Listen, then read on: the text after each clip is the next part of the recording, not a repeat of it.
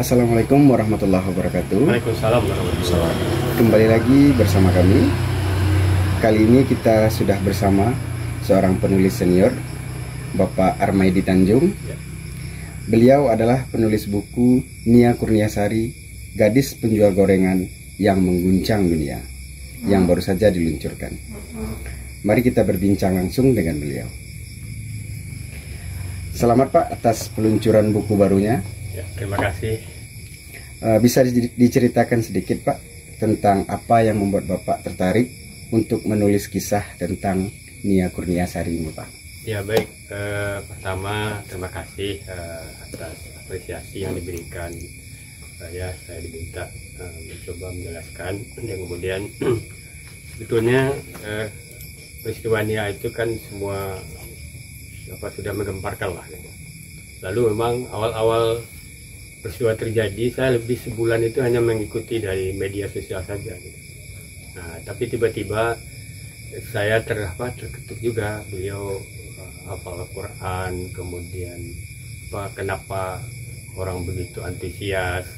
Nah, ini yang saya mencoba menelusuinya gitu. Nah, kemudian dari berbagai peristiwa itu tentu kalau kita menulis buku, mudah-mudahan itu bisa banyak menjadi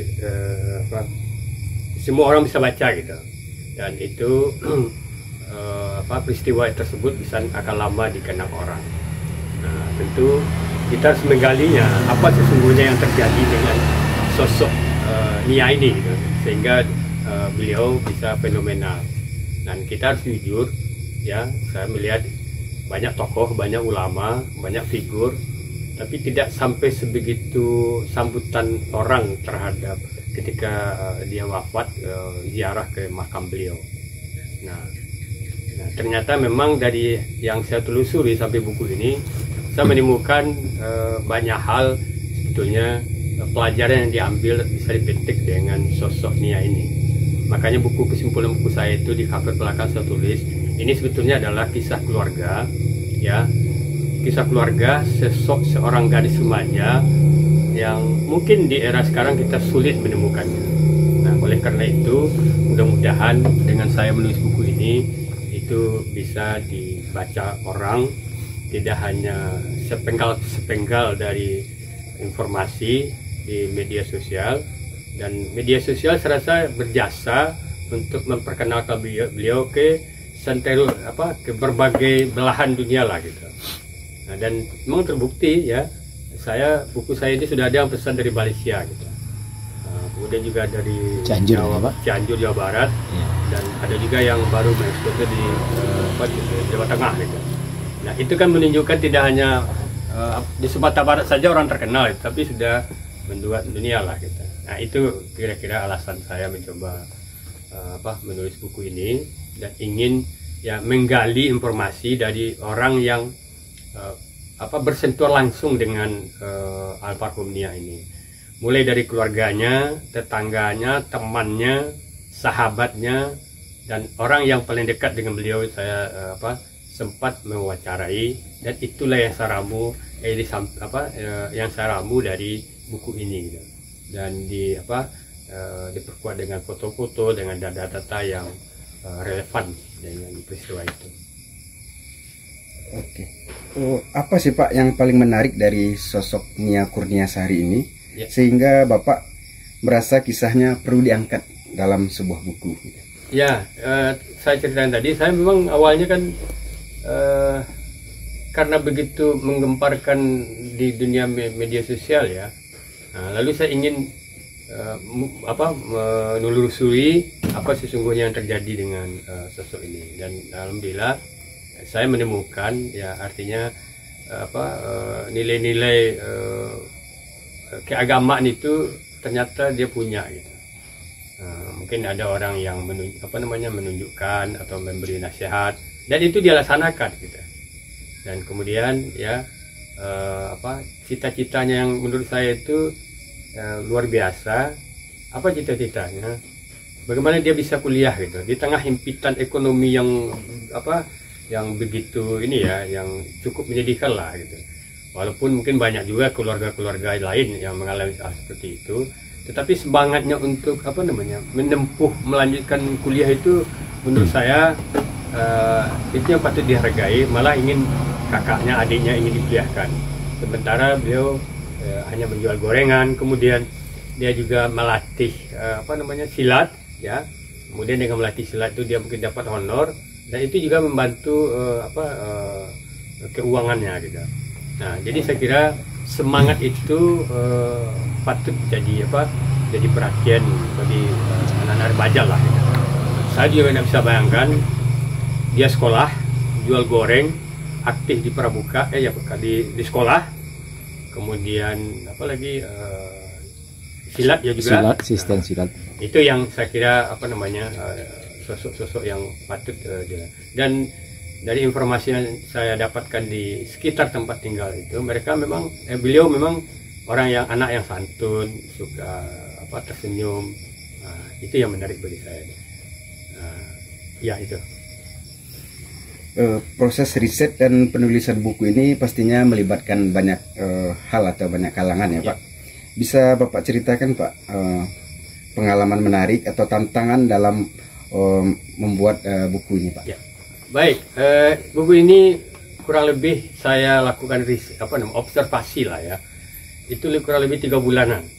Nah, jadi 3 bulan itu melakukan wawancara dengan, pertama saya datang itu tanggal 27 Oktober kepada keluarganya, bertemu dengan ibunya. Nah, di tengah orang ramai pagi saya datang, ketemu bicara dengan ibunya, kemudian dengan kerabat beliau. Nah, habis itu baru saya mulai telusuri ke sekolahnya, ke Institut Tanam, kemudian ke SMP, kemudian ke beberapa yang terkait dengan beliau lah, teman beliau, kemudian ke Nagari, ayah beliau gitu kan, dan saudara beliau yang ada di Dumai. Nah, saya kepada orang-orang tetangga beliau ya, kepada orang-orang tersebut tentu saya menyampaikan terima kasih yang luar biasa. Beliau sudah menyampaikan pengalaman beliau, kesan beliau terhadap almarhum. Jadi bagi saya semuanya berkesan, dan sehingga buku ini bisa dibaca orang. Kemudian juga sumber-sumber yang saya dapatkan baik melalui media ya, karena memang basic saya juga wartawan, penulis. Nah, ini saya kira pengalaman saya dalam mengurusi beliau, dan memang saya secara fisik tidak pernah bertemu dengan beliau, tapi dengan informasi-informasi ini seolah-olah itu bisa bisa membayangkan begitu sosok beliau gitu. Nah, saya kira itu pengalaman saya menulis ini. Nia Kurniasari adalah seorang gadis penjual gorengan. Ya.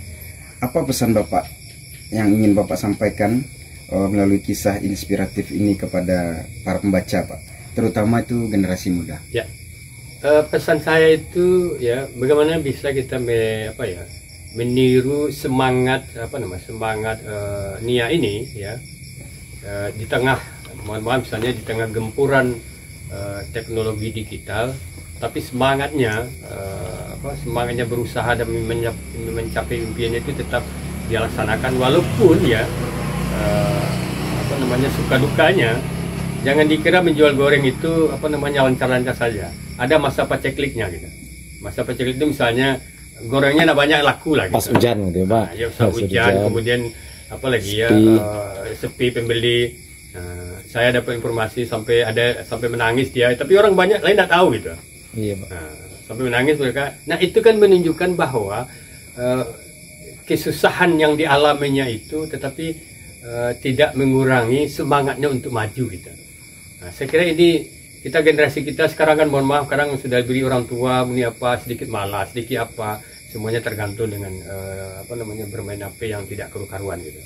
Nah, sementara ada anak remaja yang punya mimpi yang luar biasa menurut saya gitu. Nah, pesan saya itu ya itu tadi, bagaimana kita sepahit apapun ketika kita punya mimpi yang baik, kemudian terus berupaya, nah, Tuhan saya kira memberikan jalan yang terbaik. Walaupun kita lihat memang tragis beliau wafat, tetapi di efek dampaknya itu, mimpinya itu menurut saya pertama apa, dia ingin kakak adiknya sekolah, ya itu ternyata memang ketika dia wafat sudah ada yang mau menguliahkannya gratis lagi kan. Dan kemudian rumahnya Iya. yang dari sederhana. Nah, rumah ini memang ya di awalnya itu memang juga orang tuanya ikut bantu lah ya, tapi kan ingin yang lebih lebih mewah ya, lebih permanen maksud saya gitu kan. Iya. Nah, ternyata memang 100 hari aja memperingati beliau sudah umpama selesai menurut saya gitu. Dan itu kan luar biasa. Kalau ya itulah maha sutradara yang mengatur gitu. Coba kalau beliau meninggal biasa-biasa saja, pasti orang tidak akan seperti itu. Itu saya kira. Ada yang menarik nih Pak, dari judul bukunya kan Ya. nih terselip kata mengguncang dunia ya Pak. Menggemparkan ya. Menggemparkan. Nah, Ya. menggemparkan. Ya. Dalam konteks apa Pak frasa tersebut? Apakah benar-benar dia menggemparkan dunia kisah Nia Kurniasari ini Pak? Atau Oke. bagaimana? Ya baik. Saya sebetulnya agak terpengaruh juga lah dengan apa yang berkembang itu. Beliau mengatakan dia anak surga. Mungkin dengan melihat fenomenanya sah-sah saja, persepsi masing-masing orang kan sah saja. Tapi saya berpikir kalau itu saya buat, sepertinya saya juga, apalagi buku ini akan lama ya. Jadi seolah saya memvonis beliau sudah memberi hak saya mencampuri hak Tuhan gitu. Maka judulnya saya ganti saja dengan sederhana, dan itu berangkat dari fenomena yang ada sosok Nia ini. Misalnya apa? Dia remaja penjual gorengan. Betul, dia remaja penjual gorengan. Ya, fakta itu saja sampai. Lalu apa lagi yang menggabung, yang menggemparkan dunia. Nah, yang menggemparkan dunia ini maksud saya dua. Satu, menggemparkan dunia nyata. Dua, menggemparkan dunia maya. Kedua-duanya digemparkannya. Dunia maya itu digemparkan dengan apa? Sejak peristiwanya hilang itu, medsos ini tidak pernah berhenti memberitakan, menginformasikan gitu. Kan terus saja melalui Facebook, melalui TikTok, melalui Instagram ya Pak. Instagram gitu kan. Nah, itu yang di dunia di dunia maya lah gitu kita. Sedangkan di dunia nyata itu terbukti memang orang terus saja berziarah ke tempat makamnya. Nah, itu saya kira kan ya seperti saya katakan di awal, banyak orang terkenal, banyak orang berjasa, panjang umurnya, jadi ulama, jadi tokoh. Paling 1-2 hari udah selesai, tidak ada lagi. Tidak selama itu ya Pak. Nah, ini kan begitu panjangnya gitu kan. Tentu ada sesuatu yang ada di di sosok Nia ini gitu kan. Nah, semua itu kan digerakkan, orang datang itu pasti digerakkan hatinya oleh Allah Subhanahu wa taala. Coba kalau tidak digerakkan. Iya, Nah, betul. Nah, kenapa Tuhan mungkin memperlihatkan kepada kita bahwa anak remaja saja itu mampu menyedot perhatian orang gitu. Nah, itu yang barangkali bisa kita ambil pelajaran lah gitu ya. Nah, mungkin beberapa perilaku Nia ini ya yang menurut saya yang bersentuhan itu saya uraikan dalam buku ini. Nah, tentu nggak mungkin satu persatu saya uraikan itu. Nah, tapi dari beberapa bab itu, ya urian subbab itu bisa dibaca, mana saja mungkin poin-poin yang bisa kita baik keterangan dari temannya, teman dekatnya, kemudian orang-orang yang yang dekat tetangganya gitu kan, kerabatnya gitu. Itu saya kira gitu. Oh, selain sebagai penulis, Bapak juga dikenal sebagai seorang jurnalis ya Pak? Ya. Oh, apa perbedaan pendekatan Bapak waktu ketika menulis buku ini Pak dengan menulis beberapa artikel-artikel lainnya gitu Pak? Oh, iya pastilah, mungkin karena memang basic saya ada juga jurnalis ya. Jadi memang pendekatannya itu banyak sebetulnya pendekatan jurnalistik. Makanya dalam buku ini ya mungkin hanya sifatnya itu reportase, laporan.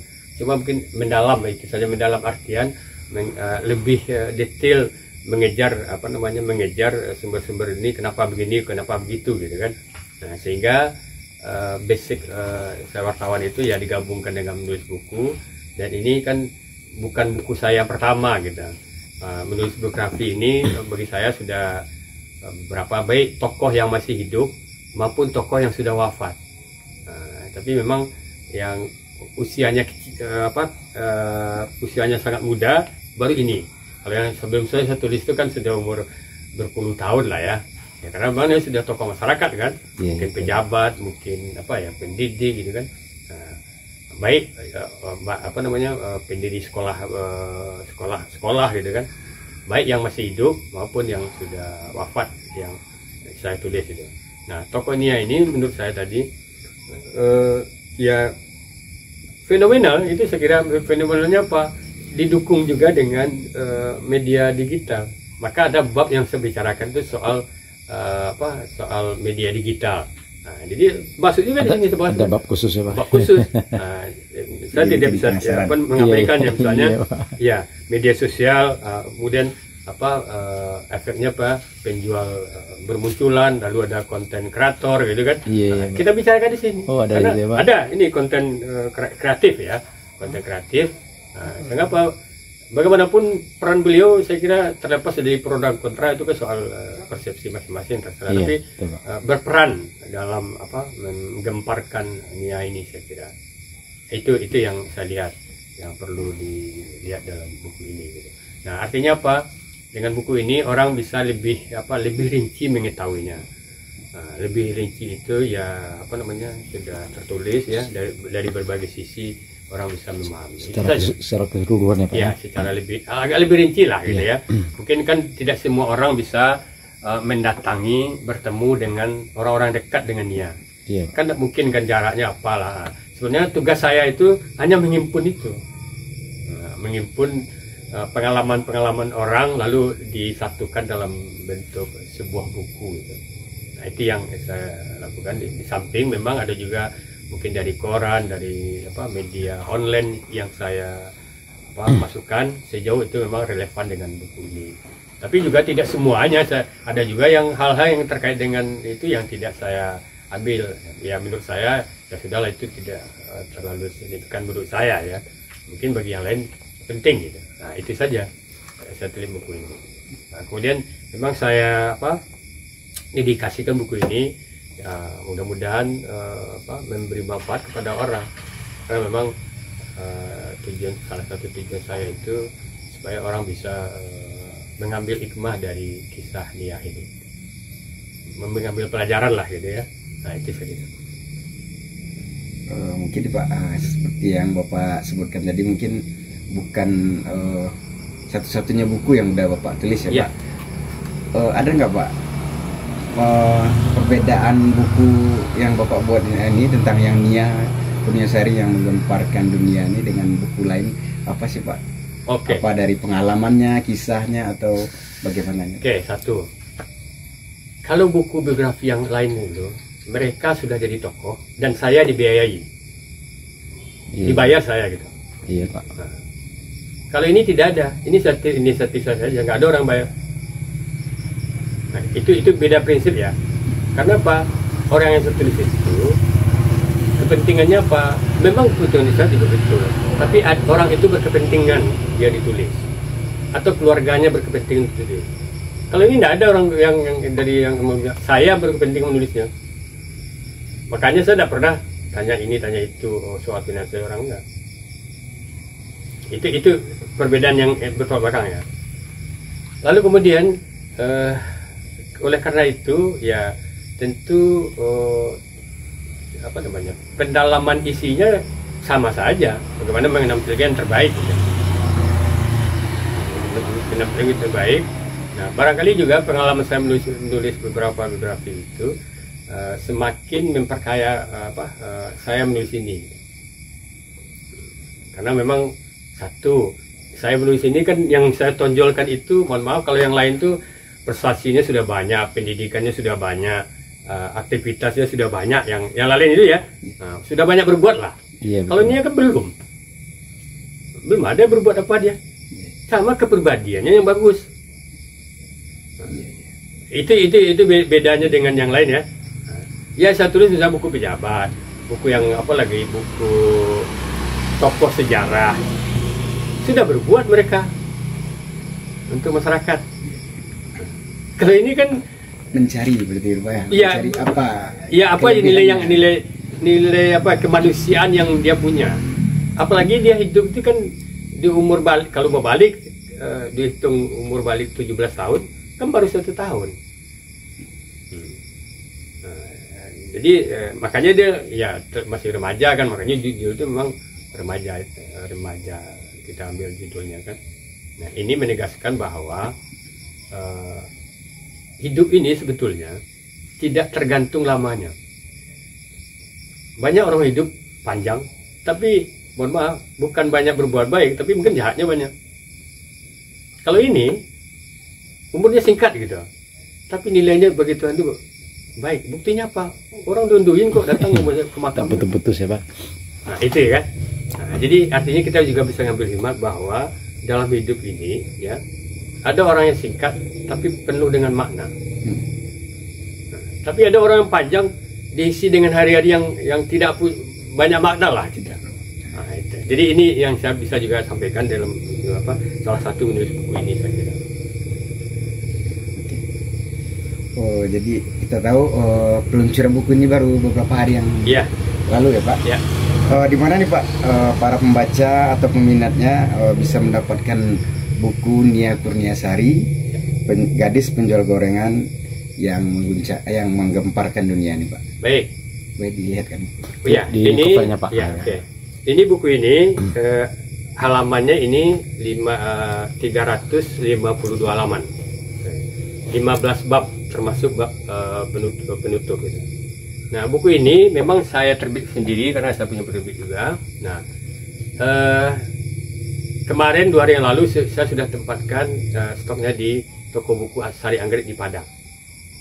Lalu kemudian bagaimana dengan yang yang di luar daerah?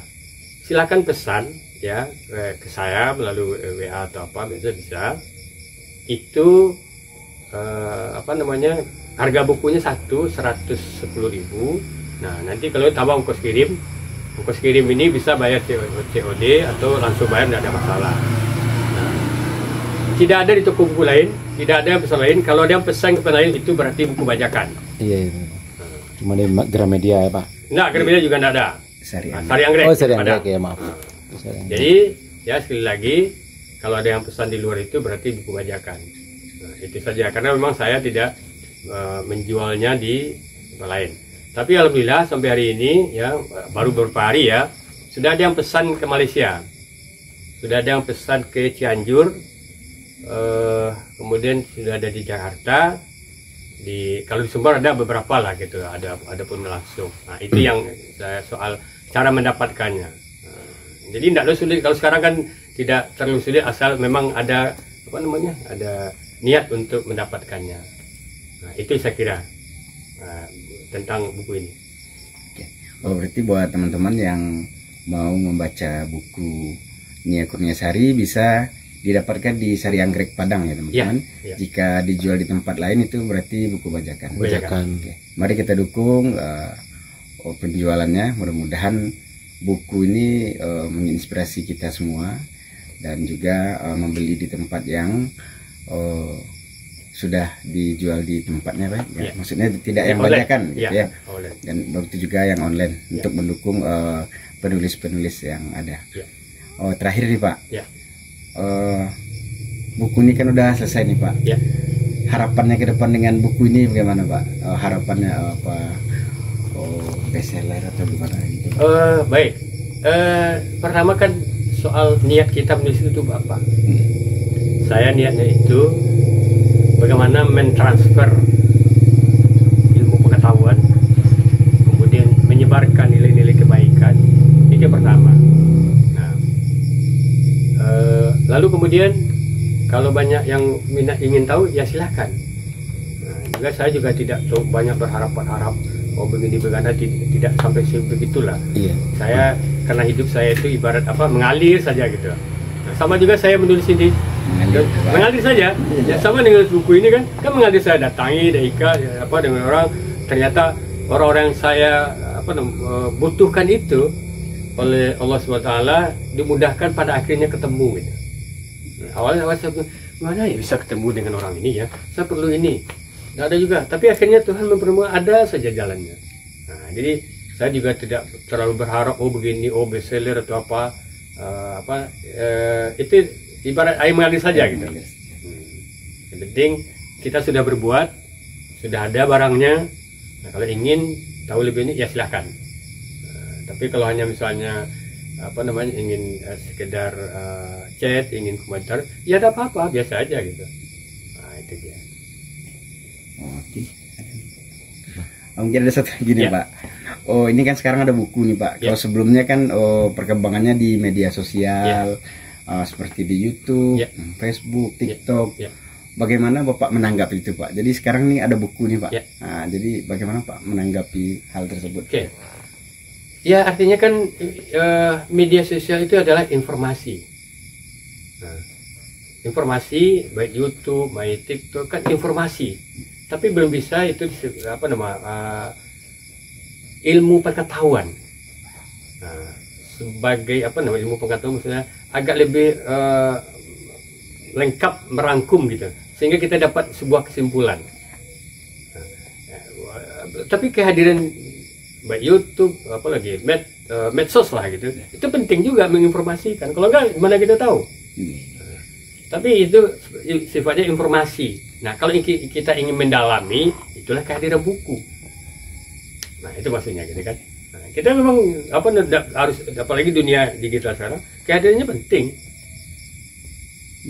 Jadi jangan nanti saya bilang, oh saya dapat itu, ya gitu kan. Bisa aja mungkin asumsi orang seolah-olah kita dapat penting. Cuma itu artinya untuk informasi dan harus dilengkapi dengan sebuah kajian yang lebih mendalam. Nah, itu. Lebih mendalam, lebih detail ya Pak. Lebih detail gitu kan. Nah, itu. Sehingga kita bisa mendapat kesimpulan, oh begini ya loh kita. Nah, sama dengan peristiwa dia. Kita kalau di kan ya ada batas waktu lah, misalnya ada 5 menit, 10 menit. Nah, kalau sekarang kita wawancara misalnya kan cukup panjang nih, makin paham kita, oh begitu ya gitu. Nah, itu maksudnya. Tapi kalau hanya selintas, selintas kan terpotong-potong gitu ya. Iya, kurang lengkap jadi Pak. Untuk di media sosial mungkin sepenggal Pak ya. Tapi kalau untuk di buku ini mungkin udah lengkap semuanya tentang kisah. Lebih lengkap, bukan lengkap. Lengkap. Dan ini memang sangat luar biasa ya Pak ya, mau dengan wawancara dengan pihak-pihak terdekat ya Pak. Mungkinnya teman-teman jangan lupa untuk membeli buku Nia Kurniasari ini biar kita lebih tahu lagi kisah remaja penjual gorengan yang menggemparkan dunia ini. Oke. Baik Pak, terima kasih atas wawancara singkatnya malam ini ya Pak. Mudah-mudahan bukunya banyak terjual karena memang sangat luar biasa. Mengandung pesan-pesan juga mungkin ya Pak. Pesan moral ya. Pesan moral bagi kita semua terutama para remaja. Baik, mungkin itu teman-teman wawancara kita bersama Bapak Armaidi Tanjung, penulis buku Nia Kurniasari, remaja penjual gorengan yang menggemparkan dunia. Terima kasih. Assalamualaikum warahmatullahi wabarakatuh. Waalaikumsalam warahmatullahi wabarakatuh.